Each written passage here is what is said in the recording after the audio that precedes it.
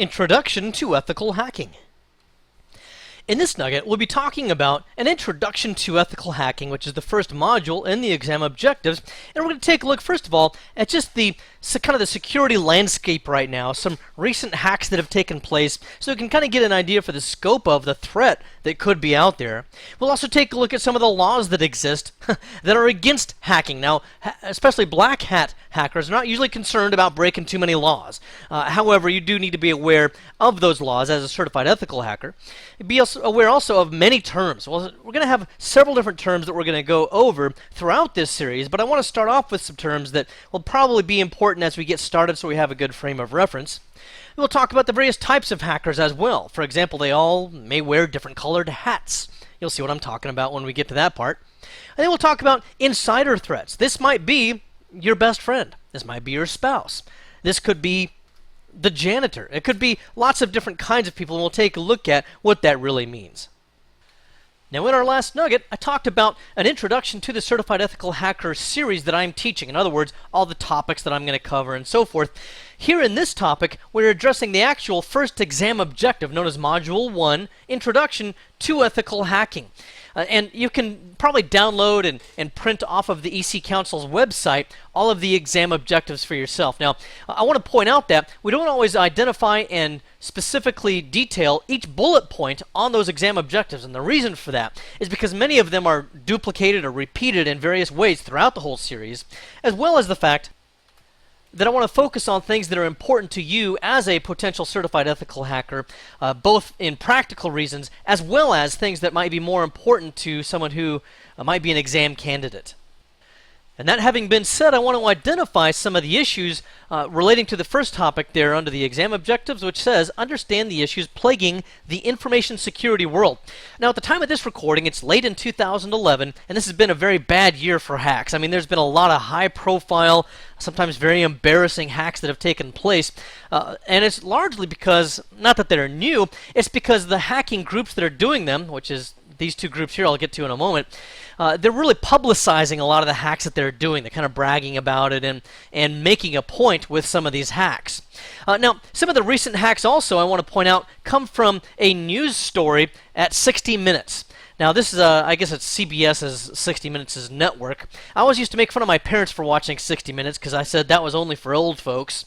Now it turns out here I am watching 60 Minutes. It's actually pretty good. This is one of the best episodes I've ever seen in terms of identifying the vulnerability and the devastating effects that some of these security hacks can have on at least the nation of the United States, and I'm assuming it really goes worldwide as well. You can back that up and kind of jot down that URL if you want to. The actual URL is very, very long, so I just used tiny URL here to kind of abbreviate it.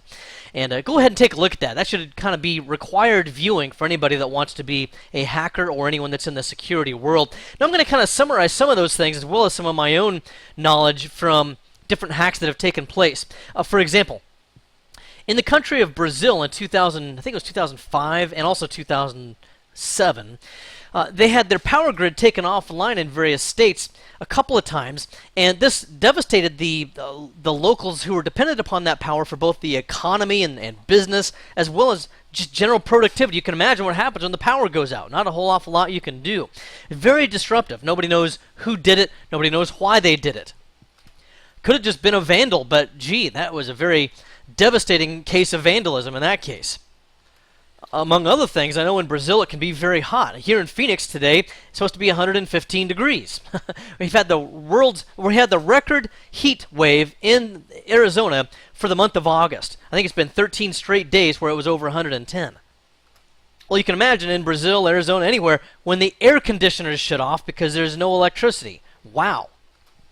Also, how did this actually happen? Well, they kind of are guessing at this, but they think that employees in the power plant somewhere there in Brazil opened up a spam email or a phishing or a spear phishing email where an employee clicked a link or something like that downloaded malicious code into the plant, and the hackers were able to gain access from that point.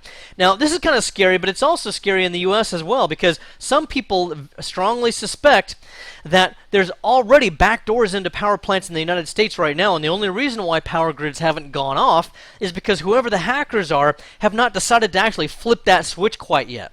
But there's a suspicion that we are already vulnerable, already been compromised, just nothing has happened quite yet. There's also been kind of a proof of concept because I saw a video of this as well. Somebody figured out a way to hack into some of the machinery, the programming of the machinery and stuff, and generators and the like, and they were able to shut off the cooling system and cause that machine to overheat and literally rip itself apart. And again, this is something that could possibly happen just at the flip of a switch if a hacker decided to do it. And in another incident that occurred, this is known as our 2007 electronic Pearl Harbor. What happened here is a foreign power, we don't know who, but everyone always blames the Chinese, but who knows if it was them. Anyway, they were able to infiltrate with pretty much full admin access the Department of Defense, the Department of State, Department of Commerce, Department of Energy, and they think probably NASA. And over a long period of time, download terabytes of information undetected for a long period of time. Similarly, another foreign nation, we don't know who, could have been the same one, also was able to break into actually I spelled that wrong, didn't I? CENTCOM. This is the military arm that really pretty much runs the wars overseas. And so they were able to stay inside CENTCOM for several days, hovering there, again with full access, and they could see all the commands that were going on. They could see everything that was taking place. Now here's what they think took place with CENTCOM, by the way. They think that a visitor perhaps, or somebody like that, was able to get into the building and access a public area. It could have been a cafeteria, a break room, the front lobby, or something like that. And they were able to drop one of these on a table somewhere. Okay, you know what that is? Except for my horrible artwork, you could probably make a guess at it. Let me try it again. This is a USB stick. There we go, that's a little bit better. And this USB stick is kind of a common way right now because people will just drop those somewhere with malicious code on it, and then somebody who's curious will pick it up and plug it into their work computer and say, hey, I wonder what's on this thing. Maybe some music I can put on my iPod. Maybe some interesting pictures, or something like this. So they will plug those USB sticks in, transmit the malicious code to their computer, and it really only takes one computer to be compromised to be able to eventually elevate privilege to gain access to maybe an entire system. They think that's what happened there with CENTCOM. By the way, now these things are completely banned at CENTCOM. You cannot have one of these in your possession at all. Another thing that took place, Sandia National Labs. I'll put Sandia on here.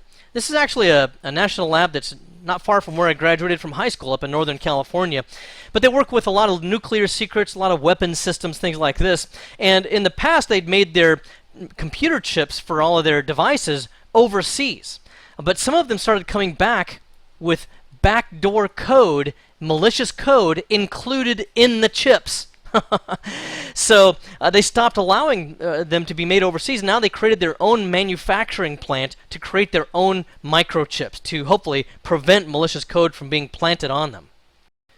And then a couple more kinds of hacks that have taken place. There were about 130 banks through a common ATM system that they shared that got hacked. And the hackers were able to derive people's magnetic strip information from their debit cards, for example, and also the PINs. Now, you know, of course, then, that means that they have everything they need. This means that they can create their own white plastic being just a blank credit card that they put their own magnetic strip on, and then they can, of course, use the ATM. In a period of 24 hours, there were $10 million stolen because of this particular hack right there. Another one took place. I'll just make this the last one, I think, for these examples. In the state of Virginia, had their patient prescription database records stolen, and then they deleted the original records and encrypted the copy that they stole. Then they held the state of Virginia hostage, and they sent them a message saying that they could get a decrypted copy of their own database back if they would pay $10 million. So, I don't know, maybe it was the same hackers. They seem to fixate on $10 million. Maybe they're actually looking for $20 million, and if you add the two together, then that meets their goal. I don't know. Anyway, the state of Virginia will not actually publicly comment on whether or not they paid that ransom, which usually means that they paid it. So that doesn't look so good. Now, a lot of the motive for these is going to be national security or foreign nations trying to gain intelligence on us, like some of these up in here. This one could just be a prank, but although a very costly prank, this is obviously going to be greed. A lot of organized crime syndicates right now, they don't have, I'm sure they still have these guys too, they still have the thugs with, baseball bats and guns and whatnot, I guess. But a lot of them now are actually hiring brainiacs that are very, very good hackers. And they're actually on the payroll as a hacker, and they very often will operate in other countries where either extradition is impossible, if not very difficult, or where it's very difficult to track them down. So it's actually a profession now, not just some 13-year-old in grandma's basement trying to figure out how to learn to be a hacker. This is all pretty serious stuff. Now, there's a couple of groups there as well. You see I've listed them here. Lulzsec, Anonymous, there's some other ones, but these are the two that have been the most high profile here in 2011. And these are both just hackers groups of highly skilled hackers. What's Lulzsec, by the way? That's just kind of a play on the word laughing out loud, the expression laughing out loud, and then sec is security. So laughing out loud at your security is just a form of that. And they've been responsible for a lot of different kinds of hacks. One of the first ones they did was they hacked Fox News. Some of the stuff that they do is kind of political. They may disagree with a political stance that somebody takes, and so that they will then hack your website to make a point. They hacked PBS, and then they posted a fake story saying that Tupac Shakur is still actually alive in New Zealand, which obviously they got wrong. Everyone knows that's actually Elvis. Anyway, they also hacked Sony, and that's where the PlayStation 3 had some problems, I think back in a few months ago here at the time of this recording. Cost Sony quite a bit of money. And also, by the way, they say that they got into that database and compromised the user accounts of about 1 million user accounts. And they say they did that by using SQL injection, which is something we'll take a look at in this series. Also, Sony claims that it was only 37,500 accounts, not 1 million, but it depends on who you believe.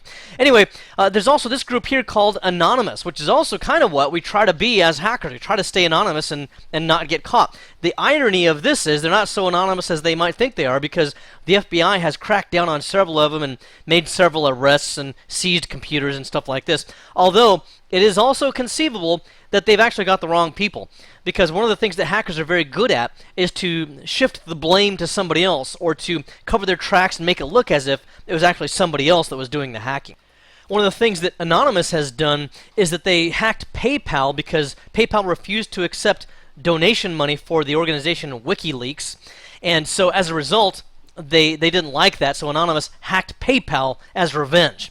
Also, another thing that's taken place is there's real hot button issues politically here in my state of Arizona right now, and Anonymous did not like some of the policies that have been going on. So as a political statement, what they decided to do was to hack the Department of Public Safety, which is actually our highway patrol here in the state. And it was very easy to do, apparently, because a lot of our employees at the DPS use very simple passwords, like 12345. Yeah, literally, that's a password. So it's kind of our own fault because they didn't implement good security measures on the passwords. Anyway, those are some of the hacks that Lulzsec and Anonymous have done in the past year. Oh, and in fact, Lulzsec even hacked into a pornographic website and downloaded all the email addresses and associated passwords of their membership, and I think they posted all that online. Can you imagine the embarrassment of seeing your own email address show up in that list? Thankfully, my email address was not on the list for that particular porn website. Anyway, there's also cyber terrorism, which is something we have to look out for as well. A good example of this is there's a South Pole research station with 57 scientists and support personnel down there, and during a time of year when airplanes could not fly into or out of that research station to deliver supplies or personnel, someone was able to hack the systems down there, and I think it was the life support systems, and the threat was that they could shut all of that off and potentially kill all the people down there. So that's a pretty serious threat that could go on. They did get it resolved, but that's obviously a very scary situation that could pop up. Now, if a situation does come up, what should you do? You know, someone hacks your web server, someone hacks your Active Directory server, something like this. What should you do? Well, companies should have an information security policy. Now, the specifics of that are not part of the Certified Ethical Hacker exam, but you should be aware of what this is. This is kind of like the big, thick manual of, break glass in case of emergency type of a manual. Similar to what airline pilots take with them when they go on airplanes. They have a big, thick manual that says, in case of emergency, do this. In case of an engine fire, do this. In case of a blown tire, do this. In case, I don't know, a cracked windshield, take these steps. And they're supposed to always follow the same exact steps religiously for maximum insurance of safety. You can imagine other kinds of things that are in that book, but probably like, in case they stop serving food in coach. Oh, well, I guess they already did that. Or in case they start, I don't know, charging for baggage. Oh, good heavens. We do have an emergency on our hands. Anyway, companies should follow, for IT, information security policies. This is a similar kind of a book to what the airlines use. And this would say, if the web server gets hacked, these are the steps you take. And it could be unplugging the router or disconnecting the network cable from your web server or something like that. Regardless, if you ever come into a situation where maybe you're being examined on what you should do in case of a specific emergency, there may be several answers, like disconnect the web server, turn off the power, I don't know, disconnect the router, or something like this. The answer is always, though, consult your own information security policy and follow whatever steps that gives you. That's the official answer that you should know about. Now also, I'm going to be brief here, but here's also some laws that you should know about. Again, if you're ever examined to find out what you know about these kinds of things, you don't need to know the specific details. I mean, there's thousands of pages in all of these different laws if you're actually read through them all. Certainly you don't want to do that. But just be aware of the titles of these. For example, in the United Kingdom, they have the Computer Misuse Act of 1990, which is their anti-hacking law that they enable. All the rest of these relate to the United States, such as the Canned Spam Act. I think we're probably familiar with that one. But that prevents spammers from sending you things either unsolicited, and or if they do send it unsolicited, you should be able to opt out of it. Unfortunately, most spam that comes your way is not really directly traceable back to a specific company, because there's a lot of different ways that you can fake the route that the email came from and so forth. But anyway, at least the law is there. There's also the 18 U.S.C. 1030. That's the number that you need to probably remember there. It's called the Fraud and Related Activity in Connection with Computers. Again, just pretty much an anti-hacking item. And then that's kind of also expanded also with the 1029 Fraud in Access Devices, which could include things such as some kind of a smart card reader or some kind of a device, what do they have those? Point-of-sale devices of various things that you could potentially hack into scanning the wrong price on a $3,000 television. You trick it into scanning, $100, something like that. Also, even smartphones can potentially fall into this category. Anyway, once again, you don't need to know all of the laws associated with all of these, but you should know the names of these particular laws. All right, now we also need to cover various hacking terms. These are going to be in no particular order. They're just words that you need to know. Oh my goodness, what in the world was that? Sorry, sorry, folks. I see the weirdest things from my office sometime. I just looked out the window. I have kind of an eyebrow window that goes above my door, and I see my son heaving a couch up the stairs. I guess he thinks Dad's too busy to help him. And I'm going to have to say, yes, I am too busy to help him because I'm recording this series, okay? So anyway, what is hacking? This is going to be our first term that we're going to address. This is something where you force a system to function in a manner other than what the designer intended. What would be a good example of that? You've heard of a Pringles can, right? You've seen those in the grocery store. What's the purpose of that Pringles can? Yes, it holds those delicious little potato chips in a neatly stacked arrangement. However, if you hack that Pringles can, you can make it into a super-powered Wi-Fi antenna. That's one of the things that hackers have done in years past, is they've turned it into that so that they can do better war driving, which means that they'll go around different areas, maybe of their city or neighborhood or something, and they will use that modified Pringles can to pick up Wi-Fi signals that would be a stronger receiver than a normal Wi-Fi network card. So that's what that can be done. That's part of what hacking is. Now, what's a hacker? Well, you can kind of make the connection. A hacker is the one that does the hacking. But in terms of the official definition from the EC Council, they would say that it's a person that enjoys modifying, how a system functions. I really think that's a poor definition in one respect. Maybe it's my English major background coming out in me here, but whenever you define something, you shouldn't put a subjective term into it like that. The word enjoys kind of throws me off there a little bit, but that's the official definition. Again, a person that enjoys modifying how a system functions. Also, let's take a look at these things. And again, we're in no particular order. There's a lot of terms that we just need to understand, so I'm kind of throwing them out here. And one of those other terms you'll need to know is something called a black box tests. Oh my goodness. I see something strange out of my window, and I can't talk straight all of a sudden. Anyway, a black box test. And this simply means that you don't have any prior knowledge of the system or the network or whatever it is that you're trying to penetrate. So it's a totally strange company. You don't work for the company. You don't know the employees directly. You don't have key card access. You don't have a phone number there. Anything like that. It's just totally a black box. It kind of explains itself in that respect. There's also a white box test. This would be where you're kind of somebody that has total knowledge, really, of the systems being tested. Like you're an internal employee for maybe a major credit card company, and maybe quarterly you will put together your hacking tools and put your hacking hat on, and you'll see, I wonder where we have security weaknesses, and you'll start doing network sweeps and doing vulnerability tests and various things like this. There would also be a gray box test, and what a gray box test. And by the way, this is also sometimes known as an internal test or an opaque test. This is where you have partial knowledge. And this is normally where you're going to examine something as if you were just a generic internal user, like just a clerical employee, for example, from inside of a company. You can get into the building, no problem, and you can do some things, but you probably don't have full administrative access on anything.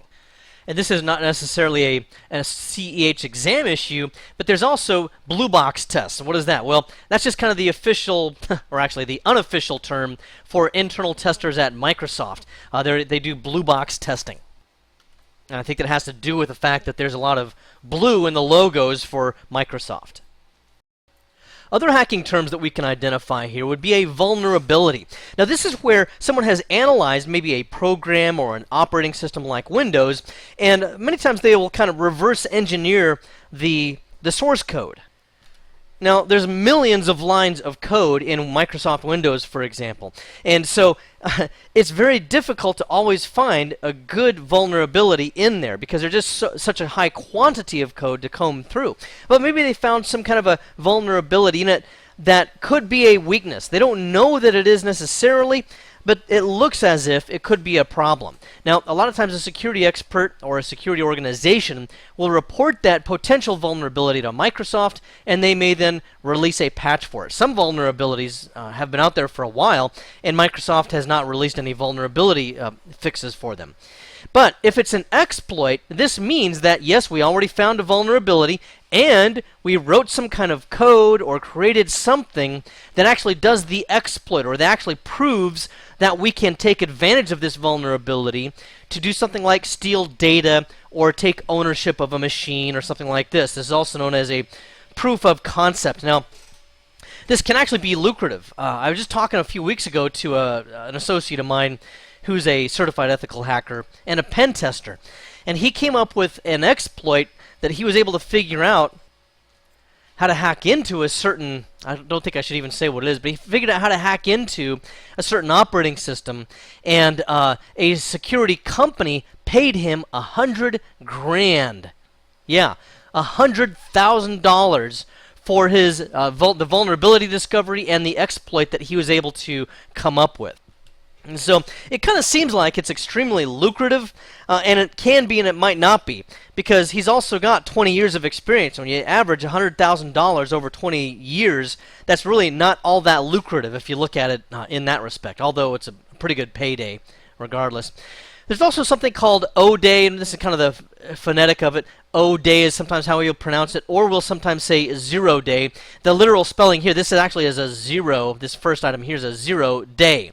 Well, this means that this was the first day or the 0 day that it actually came out, the vulnerability or the exploit or whatever it was. This is what my friend actually sold, was an O-Day. And that's kind of the combination of the exploit plus the vulnerability. This is what a lot of times hackers really strive after, especially a higher level hacker that's very capable of programming and scripting and things like this and coming up with their own exploits. And if they come up with O-Day, those are some serious bragging rights. Some hackers will only come up with maybe 1 or 2 O-Days in their entire lives. This is kind of like bowling 300 or getting a hole-in-one in golf. Other hackers are just kind of brainiacs, and they've come up maybe with dozens of different O-Day.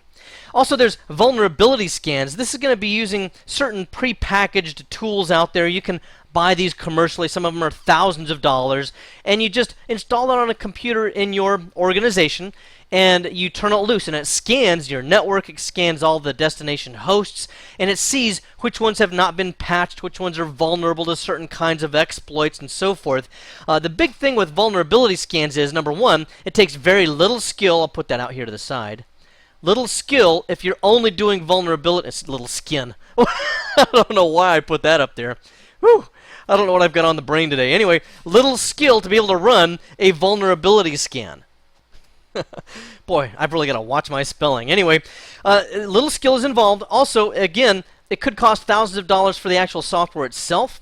Sometimes a so-called penetration tester will actually come into an organization, and they're not actually doing the things that a certified ethical hacker does. They just run a fancy tool that also very often have reports that it can spit out with its own charts and graphs and things like this to show you how weak the security is in an organization, and it kind of helps sell that person, but they may actually not have that much skill involved at all. And in addition to that, you get a lot of false positives. I knew there was something else I wanted to put up there. False positives. I'll put a plus sign out there. Okay, false positive. And the reason why is that they're just looking for potential vulnerabilities. They might not be actual vulnerabilities. Now, I'm not down on vulnerability scans entirely. It depends on how much time you have to analyze an organization. If you're doing a pen test and they're only giving you a few days, gee, you might have to hit the vulnerability scanner right out of the gate just because you don't have much time to work with. But it's much better if you can do a penetration test. That means that you're going to do a lot of the things we're going to be talking about throughout this whole course and scanning the network and trying to be stealthy. When you're going to be stealthy and patient, generally speaking, you have to have more time to do that job. So it's kind of an inverse relationship that goes on there sometimes. Now, the penetration test itself will very often involve the 5 steps of a hack that we'll talk about on a different whiteboard. Now, let's take a look here also at the various types of hackers. We have a black hat hacker. In fact, I made a video just to demonstrate this to you. Okay, here's a black hat hacker. Just kidding, that's me. I got this blinky hat from Cisco Live. On the last night of Cisco Live in Las Vegas, we went to a really nice resort, and they had a concert for us there and everything. Train was playing as well as OK Go. It was a pretty fun time, at least for a bunch of geeks anyway. And they handed out those black blinky hats. It's kind of a I'm going to play it again just because it was so entertaining to watch the first time. So yeah, there you go. Anyway, they handed out those blinking black hats. Now, I'm sure that any legit black hat hacker out there would be quite embarrassed to see someone being represented that way. So that's not literally what they are. But anyway, the meaning here is that they have more of an unethical purpose. A good example of that is one of the first hackers, Kevin Mitnick, who really got started somewhere in the late 70s and early 80s. And he was able to break into systems like Motorola, AT&T, Sun Micro. He was stealing their source code. What's another one? Digital Equipment Corporation, where he actually first worked, and started getting the idea to do some of this stuff where he copied their software and so forth. Anyway, one of the things that he did was he also hacked into the FBI's telephone system and taunted the 2 agents that were pursuing him. Now, I've kind of learned that it's a good idea not to make the FBI mad. Don't ask me how I know about that, but it's not a good idea. And what happened here is they started with the 2 agents, and when they started getting mad, they hired 9 total agents to go after Kevin Mitnick. And at that point, it became relentless. And Kevin was eventually having to change hotels every 2 hours just to avoid detection. And eventually, they just wore him down, and he gave himself up because he just couldn't take it anymore. Now, eventually, he went to prison, and then he's since been released. They're also known as crackers or just malicious hackers. There's also a white hat hacker, and really they're pretty much the same as a black hat in terms of the methodology and the way they go about doing their jobs. It's just that the motive is different. Here we have unethical, okay, and or maybe you could consider that more of a moral instead. And here you have ethical, or at least authorized, because a white hat hacker usually has permission to penetration test a system. It might be a hired contractor that's been hired from the outside to take a look at the security of a system, or maybe it's an internal tester that's an employee of a company that every now and then tests the security of their systems. There's also known as an ethical hacker, and that hopefully is what you're going to be, as an ethical hacker. Also a penetration tester. These kind of are all along the same vein, just depends on what you want to call it, depending on context. And then there's a gray hat hacker, and this is someone who's a white hat hacker by day and a black hat hacker by night. And this is very often something that's by design, so that the white hat hacker, if that's what you are by day, you have to keep track of what the black hats are doing at night, and sometimes you have to duplicate some of the methods that they use. Then you get into that little kind of a gray area where I really shouldn't be doing this, but after all, it's for research purposes. Also something called a freak. This is a person that's a phone freak. Okay, so that's kind of how they put the words together there. Hackers are kind of known for either misspelling things, or I guess they would probably call it alternate spellings. As an English major, it kind of drives me nuts sometimes, but that's just part of the culture that we're part of. Anyway, a freak just kind of hacks into phone systems. That's really kind of what Kevin Mitnick was early in his career, because he would hack into telco systems. And then there's also a red team. Now, these are very often used for penetration testers. I'll put pen test up here. That's kind of a misspelling in and of itself. But anyway, a pen test red team will involve several different people with differing strengths. For example, it will involve probably several programmers, okay, and they may have differing levels of expertise. They might know C++ or Java or Perl, Python, different kinds of levels of expertise there. You might have someone else that's really good with web apps and languages. You might have someone else that's good with SQL databases. Okay, so you'll have those sorts of things. You also have someone that's pretty good with Unix and or Linux. Okay, Linux is kind of the preferred platform for hacking. One reason why is because it's free. Not that hackers can't get Windows products for free anyway, but it also has a great deal of flexibility and power involved in it. There's also someone that's probably going to have good expertise in cryptography or cryptanalysis. I'll put crypt right there for that. And then again, I'll just put this separately. I kind of mentioned it a little bit earlier, but a database expert. A lot of the times, you'll be able to extract information from a company through their database. So if you can figure out a good way to hack it, that might be in there. There also might be just a red team. I'll put red team leader. This is very often also, I can't seem to write here. My pen is skipping around. The reporter. Someone will be there to summarize everything that's taken place, put it all in writing, including nice, colorful graphics and screenshots and all that sort of thing. This is actually what's being sold as a penetration tester, because you'll hand that to executives and you're going to sell them on that. You may need to also be a good public speaker, and they need to be pretty well convinced that they spent tens of thousands of dollars for good reason. You don't want to just hand them, the summary of your notes on a dinner napkin or something like that. It's going to have to look really good. And the red team leader may not be a stone-cold expert in all these other areas, but they're knowledgeable enough to kind of get the idea of what's going on in each one of these areas, even if they couldn't maybe author, some of these sophisticated hacks that some of these guys might have done. Now, in addition to all of this, probably all members of this team are going to have expert levels of Windows ability. They need to understand Windows because that's very often what they're hacking into. Also, they're going to have pretty solid foundation in network knowledge. They'll know, the OSI model pretty well, just because that's where a lot of the hacks will take place at different levels of that. They'll know routing, they'll know switching, they'll know firewalls, the different vendors of firewalls. They'll know intrusion detection systems and the like. Then again, you'll have someone that's going to write the reports and everything, and that again will very often be the red team leader. And then I'm going to finish up here with insider threats, and I'll try to be fairly quick with this. I do want to point out that insiders are not on the Certified Ethical Hacker exam objectives in any of the modules. You can do a word search for it and all, and you won't find it anywhere. However, take it on my authority that you probably need to know what these are. Okay. That having been said, these will be insider threats such as employees or whatever that could also be a threat to your corporation. So, for example, a pure insider would be somebody that has authorized physical access. They have a key card, or they have a secure ID token. Maybe they have, they know the keypad to the door, that sort of thing. They also will probably have network logon. Maybe they have a workstation that they sit down at and log in at every day, or maybe they've been given a laptop or even nowadays, even a smartphone. A company smartphone may also be a gateway for an insider threat. There is also the possibility of an elevated pure insider, which is pretty much the same thing, except that they have elevated privilege because maybe there's some kind of an administrator. Could be a help desk personnel, could be database administrators, Active Directory administrators. You get the idea. Anybody that's a higher level of privilege. So we also have these categories of people that will be probably pure insiders. More than likely it's going to be an employee, but it could also be some kind of a contractor. I know here in Arizona, in Phoenix where I live, there's some credit card companies that are based out of here, or that have big office buildings here. And I know some of the people that work in the IT department even. They get full access as if they were an employee. They show up to work 40, 50, 60 hours every week, just like everybody else does that's an employee, but they're actually contractors. Okay, so it may be at that level as well. It just depends on the level of access your contractors have. Now, what's the motive for a pure insider to be a threat to your company? Could be greed. I remember an old Richard Pryor movie. I think this was from maybe the late 70s or early 80s. And Richard Pryor is an older a comedian from way back when.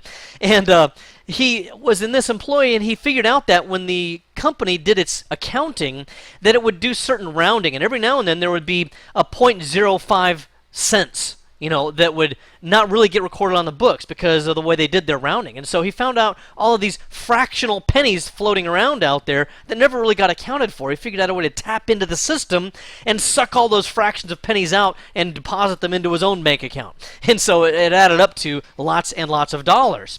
And then, foolishly, he showed up the next week in a Ferrari in the company parking lot. And everybody was wondering, where did he get all this money? So anyway, it could be greed. You figured out a way to milk the system. You figured out a way to send your expense reports through the computer system without it ever going to your supervisor and getting and now you can get an automatic approval without supervisor rubber stamps. Or maybe they figured out some other way to milk money out of the company. Or it could just be a disgruntled employee. They've worked there for 20 years and they were just getting ready to get put up for a promotion, and the kid that just got out of college got the promotion instead. Well, now this person's very upset and angry.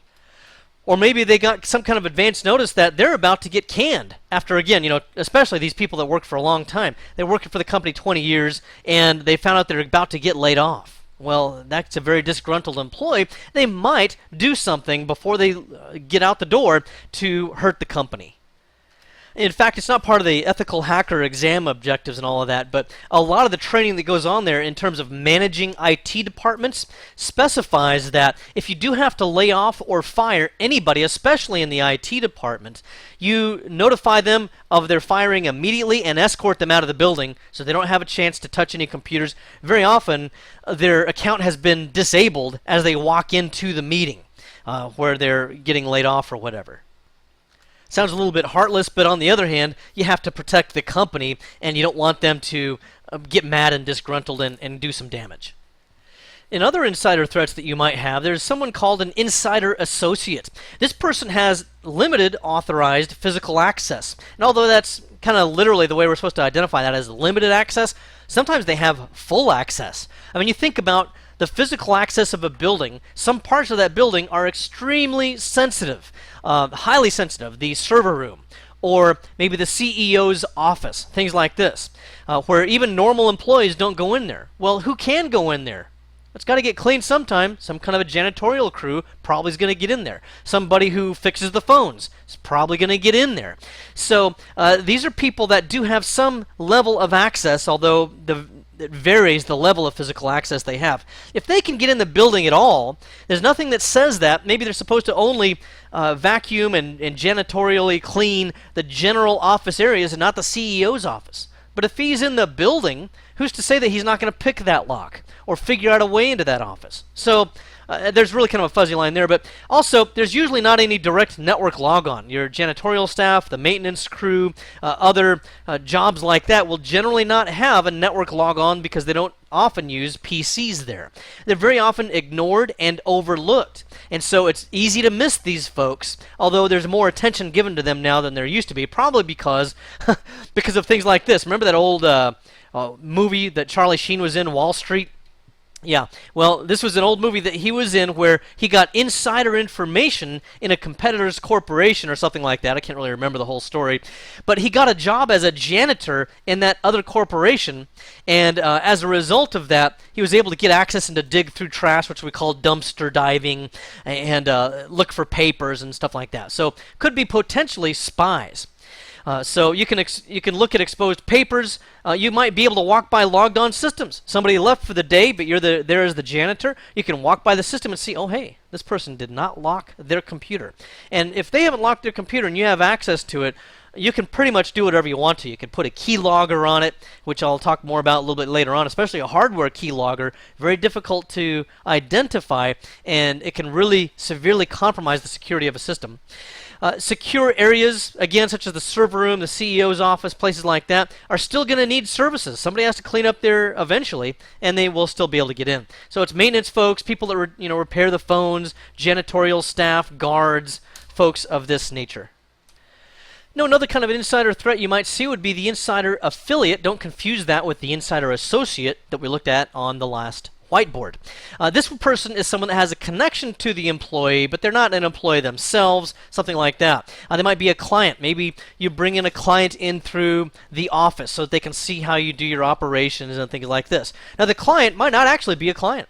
They might be a prospective client. You know what that's often known as? A social engineering hacker. Someone who pretends to be a prospective client that wants to buy your product, and they're actually spying on your building and looking at seeing how you do what you do so that they can get some kind of an inside scoop on things. Or maybe while you're not looking, they'll plant some kind of a keyboard log or something like that. And we'll talk more about keyboard loggers later on, but that can be done through software or hardware. The hardware kinds, you just plug into the end of the USB cable on, let's say, a keyboard, and then you plug it into the computer. Visually speaking, they're very difficult to detect, but they can log every keystroke that takes place so that you can get things like passwords. There's also, maybe just a spouse or a girlfriend, or maybe you have both. I don't know. Hopefully only one. Maybe you have a boyfriend, best friend forever. Who knows what they are, but there's somebody that's somehow associated with you. And you might just want to bring them on a tour of where you work so that they can see how everything operates and see why you're working 60 hours a week. Now, these people might not always be malicious. They might just be there and they're just waiting, your spouse is there just waiting for you to finish out the last 10 minutes of your day, and they're kind of sitting at somebody else's desk while you're finishing up your paperwork, and they happen to notice something on the screen on the desk where they're seated, and that employee's already left, but they did not log out. So they see something confidential on the computer screen. That's actually a security threat. Even though that person's not a hacker, it's still a security issue. They might see papers on the desk. You get the idea there.